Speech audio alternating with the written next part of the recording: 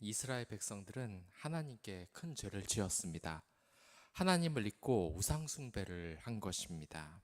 우리가 살 때에도 이러한 일이 얼마나 많이 벌어집니까? 이 하나님의 진노를 살 만한 일을 벌여놓고서 조금도 두려워하지 않는 일 말입니다.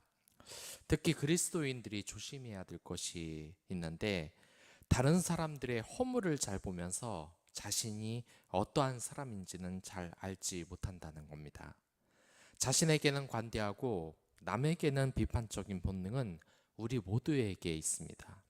특히 아론이 자신의 잘못을 인정하지 않고 그 탓을 오로지 이스라엘 백성들에게만 돌렸습니다. 이것이 얼마나 큰 죄입니까? 이 모습은 창세기에 나오는 아담의 모습과 겹쳐집니다. 그 탓을 오로지 이스라엘 백성들에게만 돌리고 자기 자신은 잘못하지 않았다는 겁니다. 아담은 선악과를 먹는 것에 대해서 하나님께 직접적으로 잘못을 인정하지 않았습니다. 다만 여자가 졌기 때문에 먹었을 뿐이라고 말을 합니다. 이러한 자기중심적 생각은 하나님이 끔찍하게 싫어하는 것입니다. 저도 상사를 경험해 보면 최악의 상사는 무슨 일이 생기면 그 책임을 하급자에게 뒤집어 씌우기 급급한 사람이었습니다. 그리고 가장 존경받는 상사의 특징이라면 부하들의 잘못도 자신의 잘못으로 받아들이는 사람이었습니다. 저 또한 그런 사람들을 알고 있습니다. 그리고 그분께는 아직도 개인적으로 연락을 하고 있어요. 늘 나를 위해 주는 그 진심을 느꼈기 때문입니다. 그러나 이것으로 끝이 나서는 안 되겠죠. 저 역시 그러한 사람이 되도록 부력하지만 계속해서 노력을 해야 될 것입니다. 아무튼 이제 하나님께서는 다시 십계명의 두 돌판을 이스라엘 백성에게 주시겠다고 약속을 하셨습니다. 그리고 지금 주시려고 하고 있죠. 그러나 그러한 돌판은 만드는데 좀 다른 부분이 있습니다. 먼저 하나님이 십계명의 두 돌판을 주실 때에는 하나님이 직접 돌판을 선택하시고 만들어서 주셨습니다. 그러나 두 번째는 다릅니다. 이제 이 돌판을 모세와 이스라엘 백성들이 직접 준비를 해야 한다는 겁니다. 왜 하나님께서는 두 돌판을 친히 모세에게 준비하라고 하셨을까요? 이제 하나님께서는 이것을 손수 만들라고 하신 것에는 몇 가지 이유가 있는데, 첫째로 언약을 새겨둘 마음의 판이 준비되지가 않는다. 그러면 새로운 언약을 하더라도 의미가 없다는 것을 가르치기 위함입니다. 저는 동물을 굉장히 좋아합니다. 교육자이고 아직 환경 여건이 되지 않아서 기르지는 못하고 있지만 특히 강아지와 고양이를 굉장히 좋아해요. 그래서 평소에 이 유튜브에서 가장 많이 보는 것이 고양이 영상이랑 강아지 영상입니다. 예전에는 강아지만 좋아했었는데 고양이는 20대 중반에 직접 키워보니까 얼마나 귀여운 동물인지 알겠더라고요. 물론 강아지처럼 너무 사람을 좋아하고 훈련을 받으면 사람들의 말을 잘 듣는 부분이 고양이에겐 없습니다. 그러나 고양이 또한 사람들과 충분히 사랑의 교감이 가능한 동물이에요. 아무튼 제가 이 고양이를 너무 좋아해서 자주 하는 것이 유튜브에서 고양이 동영상을 찾아보는 것, 그리고 또 한 가지는 입양 사이트에 가서 어떤 고양이가 도움이 필요한지 자주 찾아본다는 겁니다.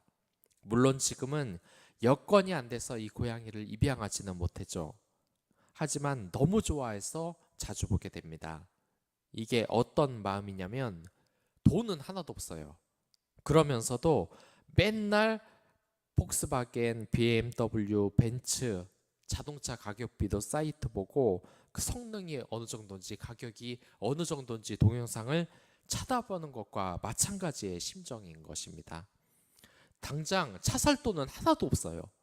근데 그거라도 보면서 대리만족을 하는 거죠. 저 같은 사람을 인터넷 용어로 랜선 집사라고 하더라고요. 진짜 고양이를 섬기는 집사는 아니고 랜선으로 섬긴다는 그런 의미랍니다. 아무튼 이 고양이 입양 사이트를 가보면 입양글이 뜹니다. 정말 예쁜 애들이 많아요. 그런데 이 입양 사이트에는 한 가지 특징이 있습니다. 그것이 뭐냐면 입양비가 공짜인 아이들이 없다는 거예요. 설령 공짜로 입양글을 올리고 싶어도 운영자가 웬만하면 입양비 3만 원이라도 받으라고 권장을 합니다. 왜 그렇습니까? 이 고양이가 아이를 한 번 낳으면은 한 7, 8마리가 돼요. 이렇게 많은 고양이가 태어나고 고양이의 숫자도 굉장히 많습니다. 그러니까 상대적으로 가치가 떨어질 수밖에 없어요. 이 입양 사이트에서 공짜로 줘도 키울까 말까인데 왜 돈 3만 원을 받지? 처음에는 이런 생각이 좀 들었습니다. 그런데 나중에 가서는 이 이유를 알게 됐어요. 이게 왜냐면 고양이를 입양시킬 때 입양비를 전혀 받지 않으면 이 입양 받은 사람이 책임감 없이 고양이를 그냥 데려오기 때문입니다. 대부분 3만 원 하는 아이들은 우리나라에서 정말 흔히 볼 수 있는 코리안 코숏입니다. 사실 값어치는 그냥 공짜로 줘도 안 키우는 게 사실이에요. 그러나 이렇게 공짜로 줄 경우 고양이를 키울 아무런 준비가 돼 있지 않은 사람들이 덜컥 그냥 충동적으로 입양을 한다는 겁니다. 그래서 이 고양이는 다시금 버림을 받을 수밖에 없는 그런 안타까운 상황의 가능성이 굉장히 크다는 거예요. 이 동물을 키워보신 분들은 알겠지만 그냥 입양을 덜컥 해서는 안 됩니다. 이건 아이를 한 명 키우는 것과 똑같아요. 매일 관리하랴 신경을 써야 하고 병원비, 사료값, 위생들 신경 써야 할 것이 한두 가지가 아니에요. 오로지 이 고양이를 정말 사랑하고 그러한 마음이었다면 이러한 관리는 귀찮아지기 마련입니다. 언젠가는 이 고양이에게 실증을 내기 마련이에요. 그래서 버리게 되는 거죠. 그래서 동물도 이러한데 사람을 입양할 때는 더 엄격한 기준이 적용이 됩니다. 특히 사람은 하나님의 형상을 닮은 아주 귀한 존재예요. 그래서 인권을 가지고 있습니다. 물론 동물이라고 인권이 없다고 함부로 대하는 것은 하나님께 벌을 받는 행동이라고 분명하게 말씀을 드립니다. 그러나 특히 인간은 하나님이 자신의 형상대로 만든 정말 귀중한 창조물이에요. 그렇기 때문에 함부로 다뤄서는 안 됩니다. 그렇기 때문에 고양이를 입양하는 것에 비해 더 엄격한 기준을 당연히 가지고 있습니다.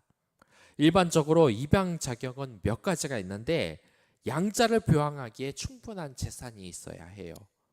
이것은 너무나 당연한 것이죠. 돈이 있어야 먹여 살리니까. 그리고 양자에 대해서 종교의 자유를 인정하고 양육과 교육을 책임져야 합니다. 특히 종교의 자유를 인정하는 부분에서 몇 가지 우리가 유려가 생기기도 하죠. 기독교가 아닌 다른 종교를 가지겠다고 하면 그것이 얼마나 위험한 일인지 알기 때문입니다. 그러나 여러분들, 그러한 것도 있습니다. 입양자는 최선을 다해 아이에게 기독교적 가치관을 가르칠 의무는 물론 있습니다. 그냥 단순히 아이를 앉혀놓고 성경만 외우게 하는 것이 아니라 평소에도 기독교적 가치관을 몸소 실천하도록 계속해서 이 부모들이 보여줘야 하는 겁니다.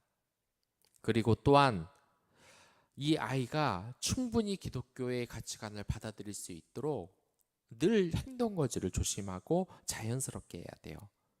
물론 그렇다고 하더라도 그 가치관을 받아들이지 못한다면 그것을 억지로 할 수는 없는 거예요. 마치 하나님이 아담과 하와가 스스로 타락의 길을 선택한 것에 대해서 뭐라 할 수 없었던 것처럼 이 자유의지에 대해서는 우리가 뭐라고 할 수가 없는 것입니다. 그렇기 때문에 기독교적 가치관을 받아들이지 못한다면 그것은 억지로 할 수 없는 거예요.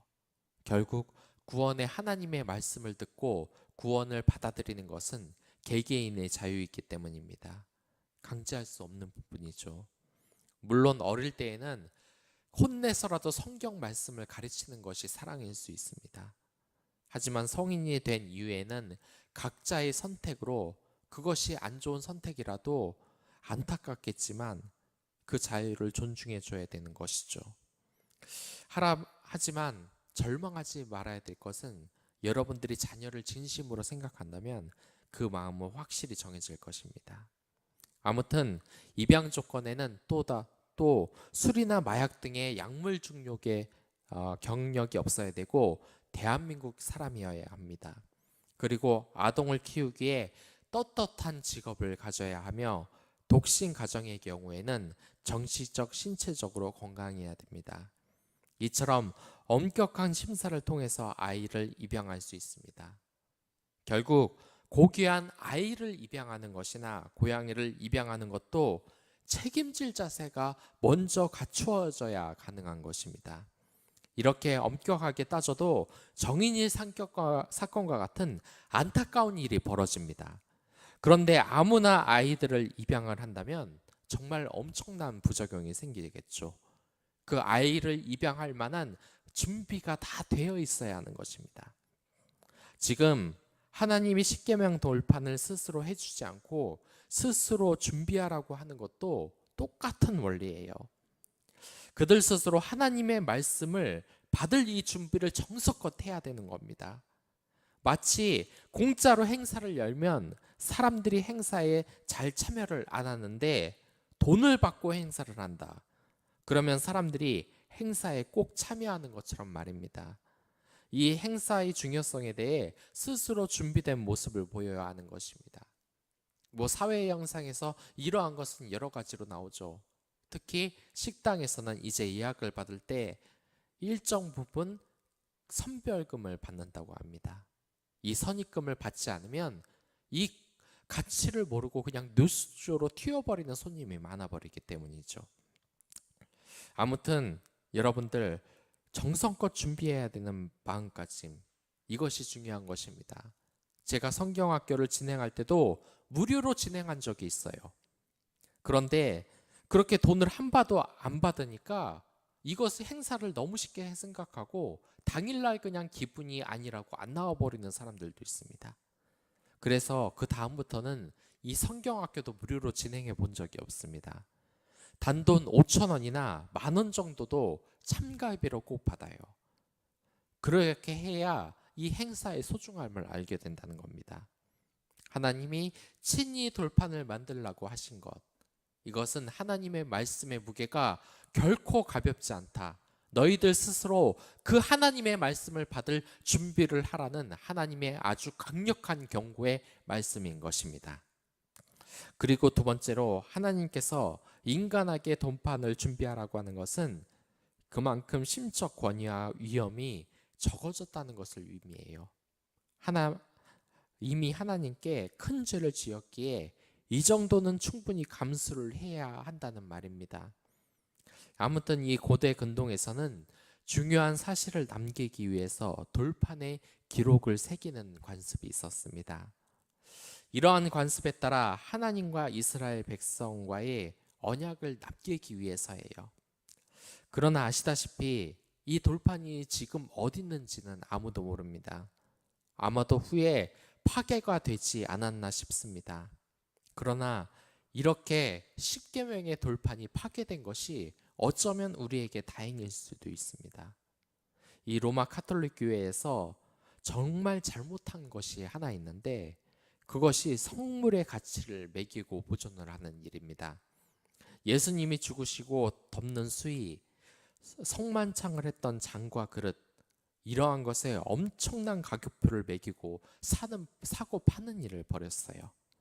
그래서 만약에 이 십계명 돌판이 있었다면 어마어마한 가격표가 매겨졌을 겁니다. 그래서 많은 돈을 주고 사고 팔거나 귀중품이 되어서 사람들이 그 하나님 말씀보다는 골동품으로서의 그 가치를 인식하게 될 가능성이 있지 않을까 하는 생각이 들기도 했습니다. 하지만 정말 중요한 것은 이미 우리에게 전수가 됐습니다. 하나님의 십계명을 우리가 모두 지금 알기 때문입니다. 이 돌판에 있는 내용이 더 중요한 것이죠. 유대교 전승에 따르면 이 예레미야가 하나님의 계시를 받고 느보산 어느 동굴 속으로 그 입구를 막았다고 전해지고 있습니다. 그러니까 마카비서 2장 2장 4절부터 6절까지의 말입니다. 뭐 읽어보신 분들은 없겠죠. 이게 다 외경이니까요. 하지만 이것을 찾아내는 것이 중요한 것이 아니라 십계명의 내용을 지키는 것이 우리에게 더욱 중요하다는 것 기억하시기 바랍니다. 아무튼 모세는 이 돌판을 가지고 아침 전에 준비된 자세로 하나님의 영광이 있는 시내산으로 다시 올라갑니다. 그리고 그곳에서 3절에서 말하듯이 모세 외에는 아무도 없어야 한다고 하나님께서 명령을 하셨어요. 사람뿐 아니라 양과 소도 산 앞에서 먹지 못하게 할 정도로 하나님이 거룩하고 아무 구속도 받지 않는 거룩한 분임을 여기에서 우리는 알 수 있는 겁니다. 다시 말하면 하나님은 사람이 아무도 만나지 않는 상태에서 먼저 당신과 교제하기를 원하시는 겁니다. 그리고 또한 하나님은 모세를 시내산 꼭대기에 만났듯이 우리에게도 이렇게 손수 하나님이 계신 성소로 올라오시기를 원하는 거예요. 즉 하루의 시작을 하나님을 먼저 만나는 것으로 시작하라는 겁니다. 다른 어떤 누구의 방해도 받지 않는 상태로 말입니다. 그렇기에 여러분들의 하루를 예배로 시작하시기 바랍니다. 특히 집안에서 머물지 말고 방역수칙을 지켜서 예배의 장소에서 기도를 드시기에 간절하게 바랍니다. 이미 여러분들 알잖아요. 코로나 시기에도 직장 다 출근하고 학교도 다 등교를 합니다. 방역수칙을 다 철저히 지키고요. 이미 이 세상 사람들 놀러 가 있고 다 놀러 가고 있습니다. 그런데 교회 예배만 무슨 코로나로 위험하다고 교회를 안 나오고 그것은 변명받게 되지 않습니다. 물론 방역수칙은 철저히 지켜야죠. 집에서 예배를 드리다 보면 여러분들 또 나쁜 점이 하나님과 1대1로 만날 수 있기가 정말 힘이 들어요. 이 시내산에서 하나님이 왜 아무도 모세 외에는 없으라고 이야기를 하고 소와 양도 무엇을 먹지 못하게 하라고 했겠습니까? 그것이 하나님과 1대1로 대면하기에 방해가 되기 때문입니다. 여러분들 집안에서 정말 예배 잘 드리고 있습니까? 집안 다른 식구가 왔다 갔다 하고 기도를 방해합니다. 말을 시켜요. 그러한 곳에서 얼마나 하나님과 깊은 교제가 이루어지겠습니까? 코로나 시기여도 방역을 확실히 지키면서 예배를 드리러 나오는 것이 당연한 거예요. 여러분들 스스로 양심을 속이지 마십시오. 무슨 집안에서도 예배를 드리는 게 전부인 양 교회에 모이라고 하는 교육자를 욕하지 마십시오. 여러분들 양심에 손을 얹고 생각을 해보십시오. 정말 여러분들 집에서 예배를 잘 드렸습니까? 집에서 예배를 드리면 되지. 이것은 신앙적으로 굉장히 성숙한 사람들도 잘 말하지 않는 거예요. 그러니까 여러분들 우리가 연애를 하는데 나가기가 귀찮다. 그러니까 상대방 보고 여기 집까지 오라고 하고 자신의 외모도 전혀 꾸미지 않고 정성은 전혀 보이지 않는다고 생각하시 보십시오. 그 사람이 계속해서 좋은 마음이 들겠습니까? 대통령이 자신을 만나자고 하는데 나가기 귀찮다고 잠옷 차림으로 내가 여기에 있다고 네가 와라고 하는 사람은 없습니다. 며칠 전 저는 TV를 보고 정말 깜짝 놀랐습니다. 이 정부 관계자가 차별금지법을 이번에는 통과시키겠다고 하는 말이었습니다. 그들의 인터뷰에서 차별금지법은 교회 목사들을 처벌하는 법이 아니다. 그리고 동성애를 반대하는 교회는 일부 구국파 목사님들 뿐이다. 다른 교회는 안 그런다. 라고 이야기를 하는 것입니다. 그들이 기독교에 대해서 얼마나 무지한지를 지금 드러내는 겁니다. 교회가 동성애를 찬성한다. 그 교회는 당장 이단으로 판정이 납니다. 우리나라에서 동성애를 지지하는 교회는 이단 판정이 당연히 내려져야 하는 겁니다.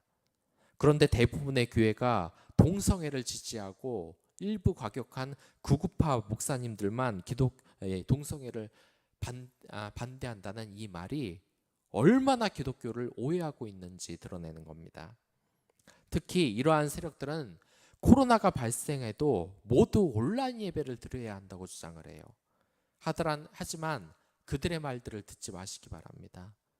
그들이 동성애 하나만 보더라도 얼마나 잘못된 믿음을 가지고 있는지 잘 아실 겁니다. 그리고 8절에서 9절에서 보면 하나님께서는 모세를 땅에 엎드려 경배하면서 하나님께서는 이 모세가 땅에서 이렇게 경배를 하면서 이스라엘 백성이 말을 전혀 안 듣는 모시기 뻣뻣한 백성임을 고백합니다. 그러면서도 우리의 죄를 사해달라고 자꾸 해서 기도를 해요. 여기에서 우리는 하나님의 두 가지 속성을 볼 수 있습니다. 하나님이 악에 대해서 벌을 주시는 분이지만 동시에 사랑과 용서의 속성도 가지고 계신다는 겁니다. 처음에는 우리를 벌 주시는 것 같아요. 하지만 나중에서 보면은 우리를 용서한다는 겁니다. 이러한 것이 하나님의 이 경륜의 신비입니다. 모순되는 것 같아 보이는데도 하나님께서는 이런 심판과 사랑이 물과 불처럼 대립되거나 모습되는 분이 아니세요. 하나님이 공의와 자비는 예수 그리스도의 사역 안에서 완성이 됐기 때문입니다. 예수님의 피값으로 죄값을 사함을 받았고 그분의 희생으로 우리는 그분의 사랑을 얻었습니다. 마치 부모가 자식을 혼내는 것이 자식을 미워해서가 아니라 사랑해서인 것 같이 이런 것과 마찬가지인 겁니다. 성도 여러분은 하나님께 혼이 난 적이 있으십니까? 저는 무척이나 많습니다. 하지만 그러한 혼이 나는 것, 그러한 시련이 구원의 경륜이 되는 거예요. 여러분들도 하나님의 그러한 경륜의 신비를 느껴보시기 바랍니다. 지금 당장 어려운 하나님의 그 벌이 나중에 우리를 성숙시켜주는 것, 그러한 은혜를 여러분들 모두 누리길 바라겠습니다. 이 하나님의 은혜를 위해서 여러분들 잘못을 회개하십시오. 그리고 하나님과 1대1로 늘 대면을 하십시오. 바로 이 시간입니다. 그 시간을 위해 여러분들 다 같이 기도하도록 하겠습니다.